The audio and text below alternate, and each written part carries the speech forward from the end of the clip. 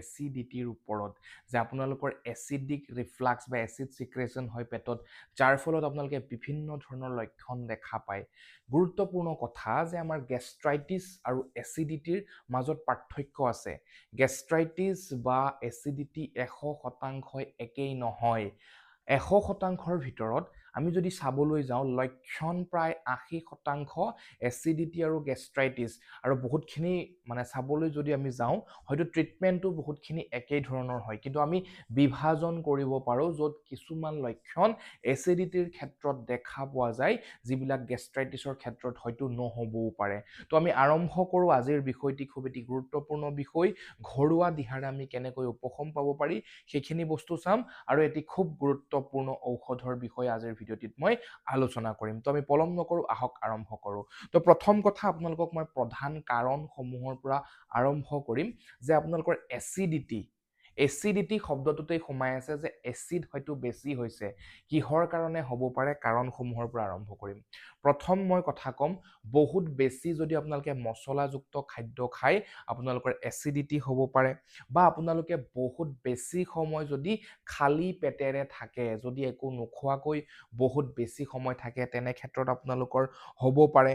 যদিহে আপোনালোকে ধপাত আৰু মদ্যপান বেছিকৈ কৰে হয়তো তামোলৰ লগত বা আপোনালোকে চাধা বা গুটকা বা আপোনালোকে মদ্যপান যদি মদ বহুত বেছিকৈ সেৱন কৰে বা মদ্যপান কৰিলেও আপোনালোকৰ হ'ব পাৰে এচিডিটি অত্যাধিক চৰ্বিজাতীয় খাদ্য যদি আপোনালোকে খায় তেতিয়া আপোনালোকৰ হ'ব পাৰে খাদ্য খৰধৰকৈ খোৱা কম সময় লৈ বহুত বেছিকৈ খৰধৰকৈ খালে আপোনালোকৰ এচিডিটি হয়তো হ'ব পাৰে ইয়াত এটা ৰহস্যমূলক কথা আছে হয়তো আপোনালোকে গাঁৱত কোৱা শুনে আমাৰ ককা আজু ককাসকলে কৈছিলে বা আইতাসকলে কৈছিলে যে খাদ্য খাওঁতে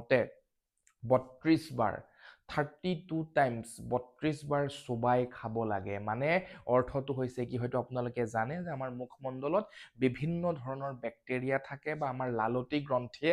লালতি নিৰ্গত কৰে যি লালতিয়ে আমাৰ খাদ্যৰ 100%ৰ ভিতৰত 30% মুখমণ্ডলতেই হজম হোৱাত সহায় কৰে সেইবাবে যদি আপোনালোকে ভালদৰে চোবাই খায় পাচন তন্ত্ৰই খুব ভাল কাম কৰে বা আপোনালোকৰ এচিডিটি বা গেছৰ সমস্যা নহয় কিন্তু আপুনি যদি খৰধৰকৈ খায়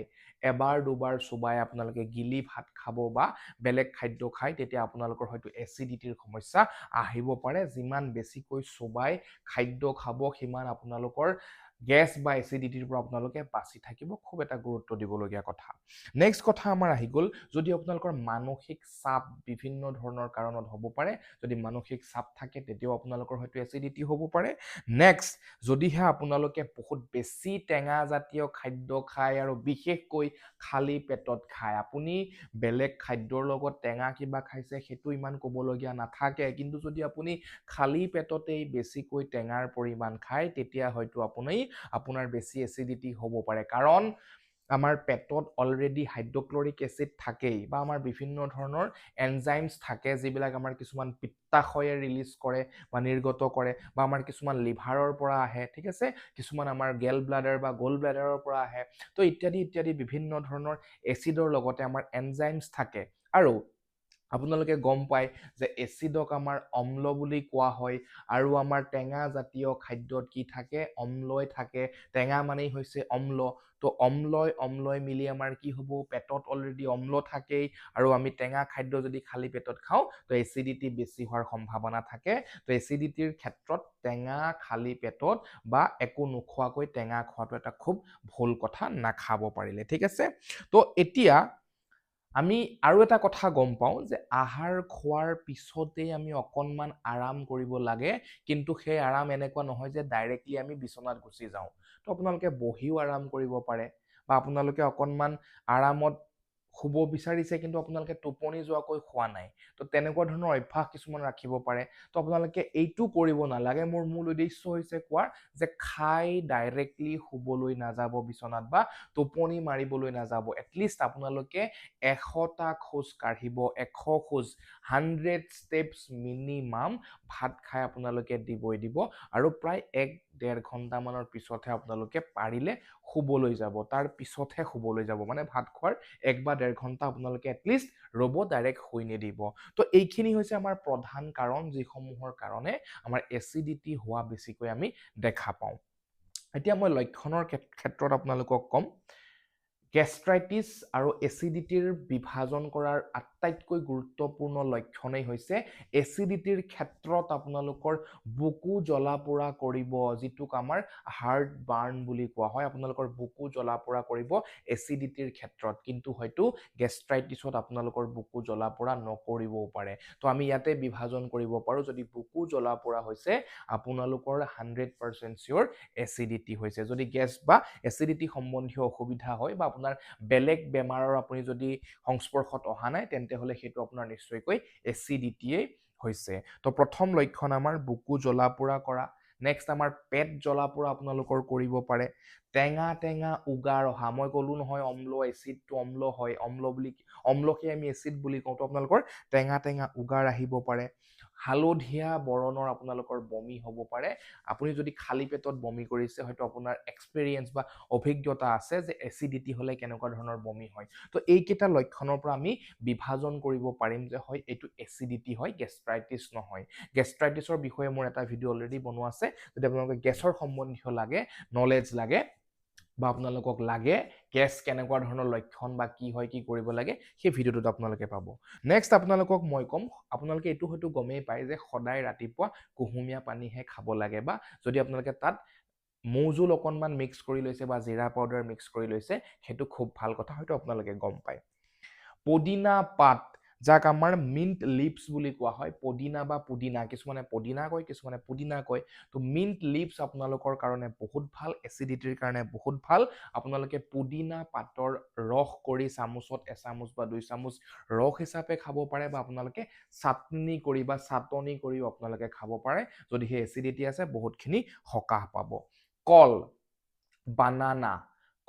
কল আপোনালোকৰ এচিডিটিৰ কাৰণে বহুত ভাল আৰু কলে আপোনাৰ পেটটো একেবাৰে ঠাণ্ডা কৰি ৰাখিব আৰু এচিড সিক্ৰেশ্যন এচিড বেছিকৈ নিৰ্গত কৰাত আপোনালোকক বাধা দিব কলে সেইকাৰণে আপোনালোকে কি কৰিব পাৰে এচিডিটিৰ সমস্যা থাকিলে কল খাব পাৰে খুব ভাল ৰিজাল্ট দিব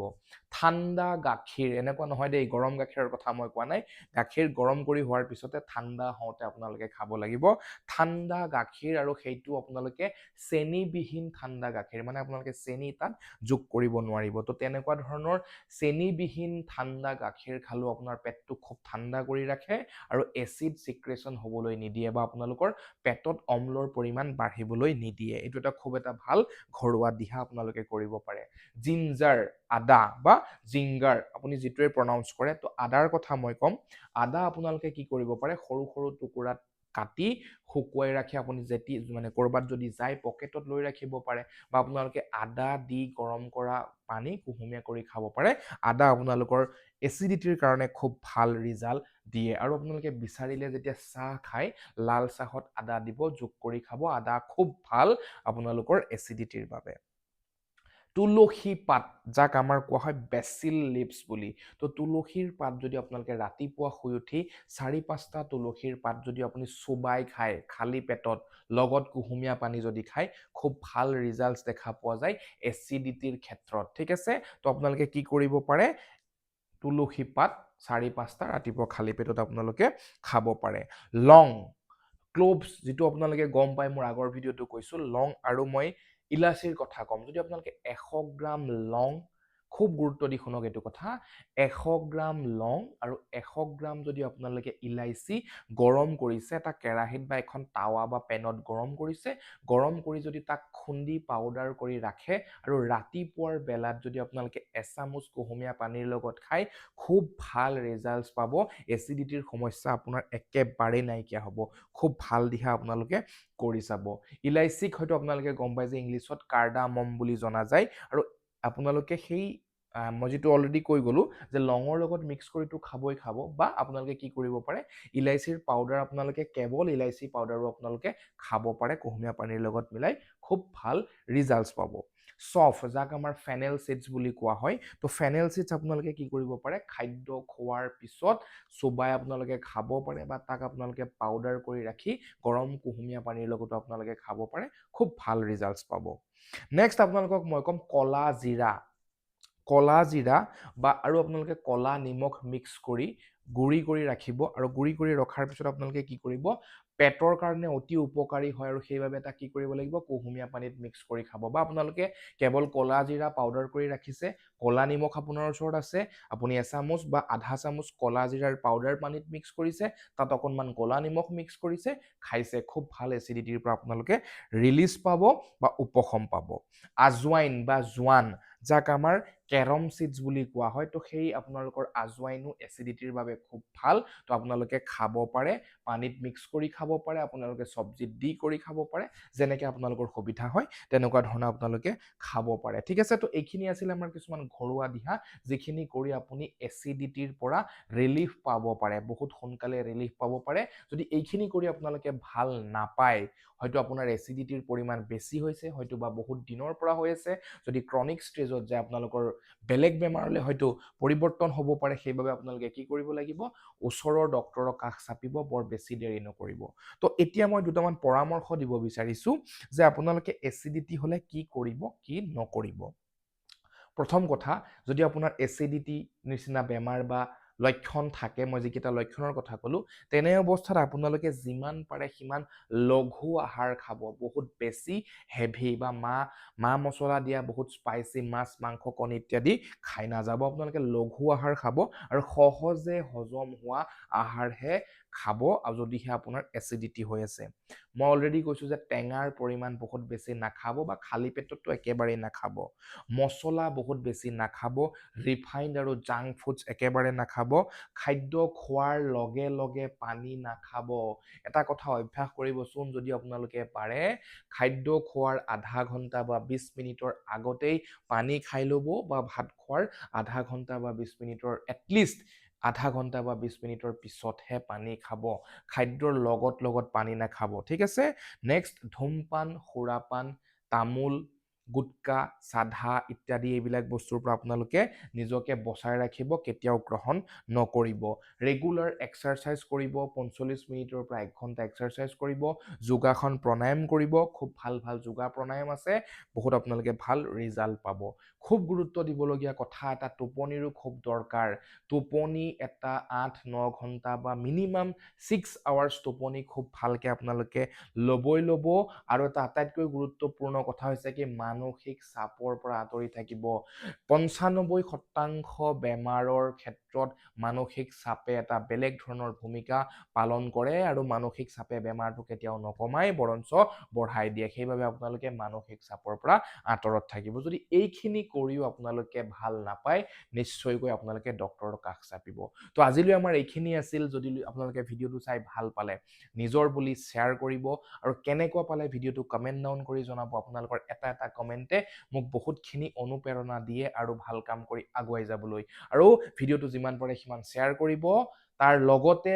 আৰু কেনেকুৱা ধৰণৰ বিষয়ৰ ওপৰত ভিডিঅ' লাগে অনুগ্ৰহ কৰি মোক সেইটো জানিব দিব ধন্যবাদ থাকিল আমি আন এটি ভিডিঅ'ৰ লগত আকৌ লগ পাম ধন্যবাদ